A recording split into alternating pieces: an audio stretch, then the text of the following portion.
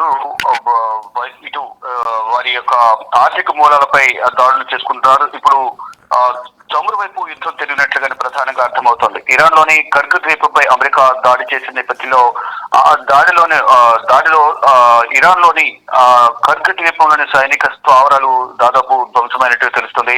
Oil సెంటర్లను target చేస్తామంటూ కూడా ఆ బెదిరింపులు వస్తున్నాయి. ఇరాన్ ఆయిల్ బలం అడ్డుకునేలా ట్రంప్ వ్యూహం పన్నుతున్నారు. హర్మూజ్ చుట్టూ యుద్ధ విమానాల మోహరింపు అయితే జరుగుతోంది. అమెరికాపై ఒత్తిడికి పెరిగేలా ఇరాన్ కూడా ఎత్తుగడలు వేస్తోంది. ఇక చమురు రవాణాను అడ్డుకుని అమెరికాను పైన ఒత్తిడి పెరిగితే యుద్ధానికి ముగింపు పలుకుతుందనేది కూడా ఇరాన్ ప్లాన్ వస్తుంది. ఇక హర్మూర్ లో చమురు రవాణాకు మరిన్ని అడ్డంకులు ఏర్పడే విధంగా కూడా ప్రజెంట్ పరిస్థితులు కనిపిస్తున్నాయి. అంటే ఆ దేశంలో అమెరికా మొత్తం హర్మూజ్ జలసంధి చుట్టూ సైనిక బలగాలను మోహరించి ఎట్టి పరిస్థితుల్లోనూ ఇరాన్ టార్గెట్ గా చేసుకుని దాడులు చేయాలని కూడా ప్రధానంగా భావిస్తుంది. దానిలో భాగంగా ముందు ఆర్థిక మూలాలపై దెబ్బ కొట్టాలని భావించిన అమెరికా ఈ ఇరాన్ కు సంబంధించిన అత్యంత ఆదాయ వనరు అనేది కూడా కర్గ్ ద్వీపం నుంచి ఎక్కువగా వస్తూ ఉంటుంది. అక్కడ చమురు నిల్వలు ఎక్కువ ఉంటాయి. ముందు అక్కడ ఉన్న సైనిక స్థావరాలపై దాడులు చేయడం ద్వారా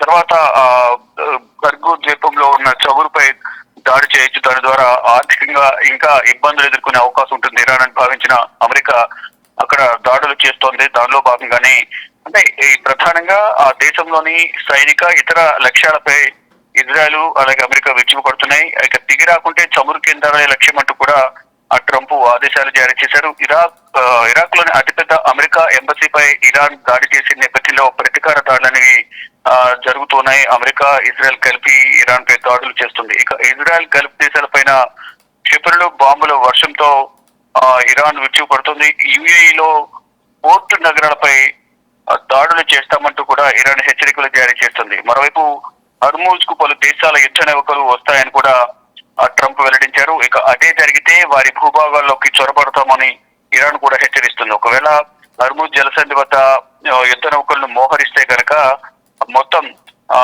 ఇటు వారి భూభాగాల్లోకి మేము చొరబడతామనేది కూడా ఇరాన్ హెచ్చరికలు జారీ చేస్తోంది. ఇక మొత్తంగా చూసుకుంటే ప్రెసిడెంట్ ట్రంప్ మాత్రం ఎట్టి పరిస్థితుల్లోనూ ఇరాన్ తమ బందీగా చేసుకోవాలని కూడా ప్రధానంగా చూస్తున్నారు.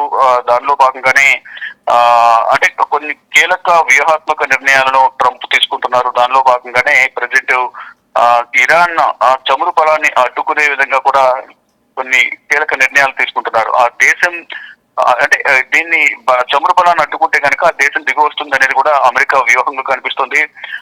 అదే చమురు రవాణాను పూర్తిగా అడ్డుకుంటే ప్రపంచంపై ఒత్తిడి పెరిగి అగ్రరాజ్యం యుద్ధానికి ముగింపు పలుకుతుందని కూడా ఇరాన్ అనుకుంటుంది. ఇక శుక్రవారం శనివారంలో రెండింటి వ్యూహాలు ఈ దిశగానే కొనసాగాయి. నిన్న మొన్న కూడా రెండు దేశాలు కూడా ఈ దిశగా వ్యూహాలు పడినాయి. దానిలో భాగంగానే కర్గ్ ద్వీపంలోని సైనిక స్థావరాలను లక్ష్యంగా చేసుకుని అమెరికా దాడులు చేస్తుంది.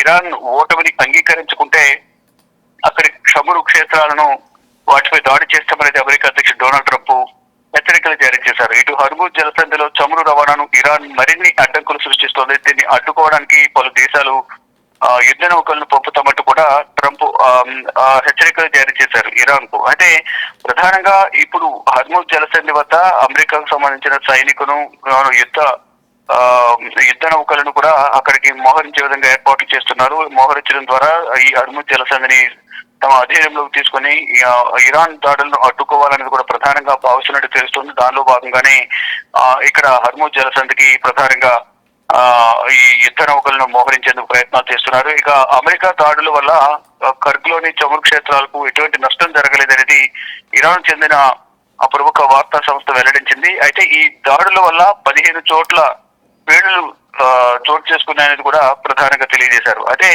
ఇక ఇప్పటి వరకు ఈ ప్రతి దాడుల వల్ల ఎవరికి ఎంత నష్టం జరిగిందనేది ఒకసారి చూస్తే కనుక ఇరాన్ లోని 15,000 లక్ష్యాలపై కూడా దాడులు చేశామనేది అమెరికా ఇజ్రాయెల్ వెల్లడించాయి. అంటే రోజుకు 1000 చొప్పున అంటే 28వ తేదీన ప్రారంభమైన యుద్ధం ఇవాళ 15వ తేదీ అంటే 16వ రోజుకు యుద్ధం చేరుకుంది.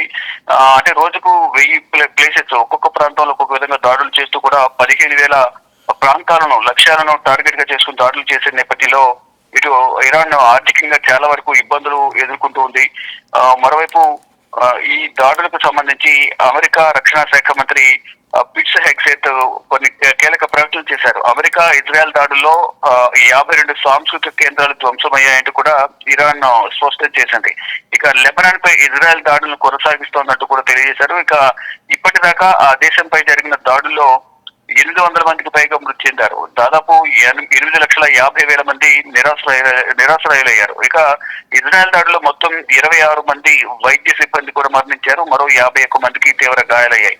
ఇక శుక్రవారం రాత్రి లెబనాన్ లోని బూచ్ కలాయాలోని ఆరోగ్య కేంద్రంపై వైమానిక దాడి జరిగినట్లు కూడా స్థానికంగా ఉన్న అధికారులు తెలియజేశారు. ఈ ఘటనలో 12 మంది మరణించారు. ఇక మొత్తంగా చూసుకుంటే ఈ దాడులు ప్రతిదాడుల వల్ల సాధారణ ప్రజలు చనిపోవడంతో పాటు భారీగా ఆస్తి నష్టం జరుగుతుంది. మరోవైపు ఇప్పుడు ప్రపంచాన్ని ఇబ్బంది పెడుతున్న మరొకటి ఈ చమురు అనేది హార్మోజ్ జలసంధి నుంచి ఇది ఒక ప్రపంచ జీవనాడిగా కూడా దీన్ని అంటే చమురుకు జీవనాడిగా హార్మోజ్ జలసంధిని పిలుస్తూ ఉంటారు. కానీ ఇప్పుడు అక్కడ రాకపోకలకు అనేది తీవ్ర ఇబ్బందులు ఎదుర్కొంటున్న నేపథ్యంలో ప్రపంచ దేశాల మీద ఈ క్రూడ్ ఆయిల్ కానీ ఈ గ్యాస్ సరఫరాకు సంబంధించి బాగా ఇబ్బందులు ఎదుర్కొంటూ ఉన్నారు. దానిలో భాగంగానే ఇప్పుడు అంటే భారత్ కు సంబంధించి ఎటువంటి ఇబ్బంది లేకపోయినప్పటికీ కూడా అటు భారత్ కు సంబంధించి ఇప్పటికే హర్ముజ్ జలసంధి నుంచి ఒక నౌక ఇప్పటికే ముంబై చేరుకుంది.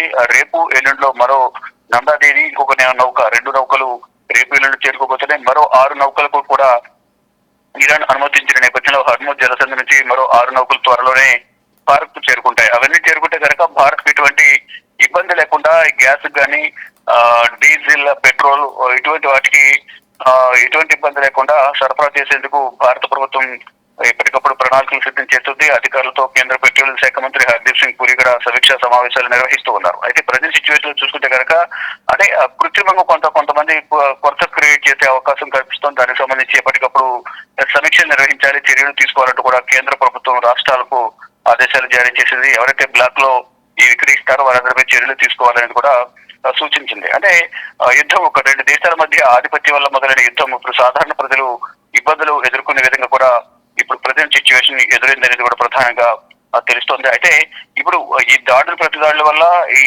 వారు డ్రోన్లు, క్షిపణులు, మిసైల్స్ ప్రయోగించడం వాటన్నిటి వల్ల చాలా ఇబ్బందులు ఎదుర్కొంటున్నారు. ఆర్థికంగా కూడా అన్ని దేశాలు నష్టపోతూ ఉన్నాయి. అయితే ఇటు ఇరాన్ ప్రధానంగా యుఏఈ పైన 9 బాలిస్టిక్ క్షిపణులు, 33 డ్రోన్లను ఇరాన్ ప్రయోగించింది. వీటితో కలిపితే యుద్ధం ప్రారంభమైనప్పటి నుంచి ఇప్పటిదాకా యుఏఈ పైన 294 బాలిస్టిక్, 15 క్రూజ్ క్షిపణులు, 1600 డ్రోన్లు ఆ దేశంపై దాడులు చేసినట్లు కూడా తెలుస్తోంది. ఆ దాడుల్లో 6 మరణించారు, 140 మంది గాయపడ్డారు. ఇక దుబాయ్ లో కూడా ఆర్థిక కార్యకలాపాలకు కేంద్రమైన ఓ భవనంపై కూడా ఇరాన్ దాడి చేసిన నేపథ్యంలో అక్కడ కూడా చాలా ఇబ్బందులు ఎదుర్కొంటూ ఉన్నారు. ఇలా అన్ని దేశాల మీద కూడా అంటే ఈ అమెరికాకు సంబంధించిన వైమానిక స్థావరాలు ఏవైతే సైనిక స్థావరాలు అమెరికాకు ఆశ్రయం కల్పించిన ప్రతి దేశం మీద కూడా ఇది గల్ఫ్ కంట్రీస్ కానీ గ్రూప్ ఆఫ్ కార్పొరేషన్ కౌన్సిల్ లో ఉన్న 6 దేశాలు మరొక పశ్చిమాసియా దేశాలు మొత్తం 14 దేశాల పైన ఇరాన్ దాడులు చేస్తూనే ఉంది. అంటే మీతో మాకు వైరం లేకపోయినప్పటికీ కూడా అమెరికాకు మీరు ఆశ్రయం కల్పిస్తున్నారనే నెపంతోనే దాడులు చేస్తున్నాము అనేది